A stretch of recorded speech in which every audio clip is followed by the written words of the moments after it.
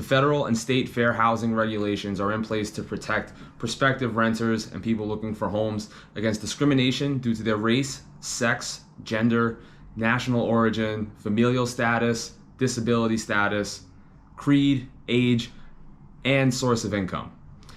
To protect yourself and your property owner clients against any claims about discrimination, I want to share a few best practices that I've learned in my property management career. Number one, you should have clear and definitive rental criteria and an application document. You should have this in an email or PDF format, and you should email this to everybody that reaches out to you about a rental listing, okay?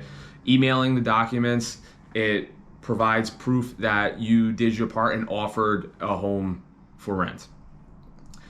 Number two, in the disclaimer and as a best practice in general, make it clear to the applicants and to the property owner that the owner is the person who makes the decision whether to deny or accept an application for a home to rent.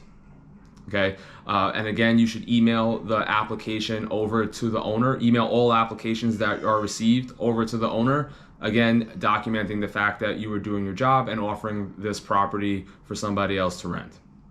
And number three, you cannot discriminate against source of income, such as rental vouchers or other programs. But if the owner's clear and disclosed rental criteria states something to the fact of the income requirement is 3 times a monthly rent, so saying that, for example, an apartment is $1,500 a month to rent, they would need to $4,500 a month of income to qualify for this home.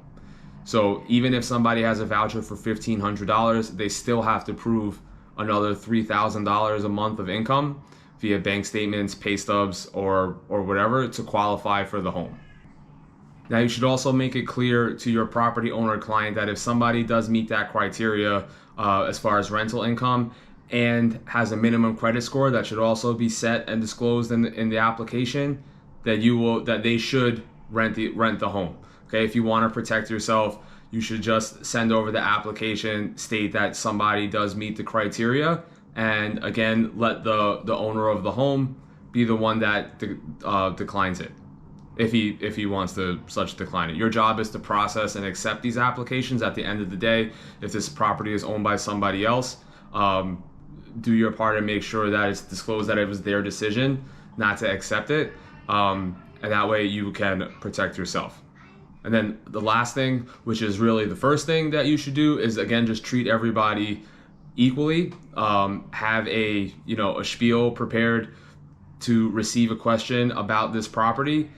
Email them the application, disclaimer, and document. And if they want to schedule an appointment, you may have to still schedule an appointment even if they don't meet the criteria or be able to show them something that they can. We still have to, at the end of the day, be able to offer somebody your service if you're putting it out there to serve. If their particular application doesn't meet the criteria of the owner, then make it clear that it's your owner that is going to deny them. Okay, so just do your part, protect yourself, document your communication, and have clear and concise relationship with your property owner client, and make sure that they know that they have a part in this to be in compliance and to avoid any claims on discrimination, because it's a hefty fine and we don't want any of those. Thank you.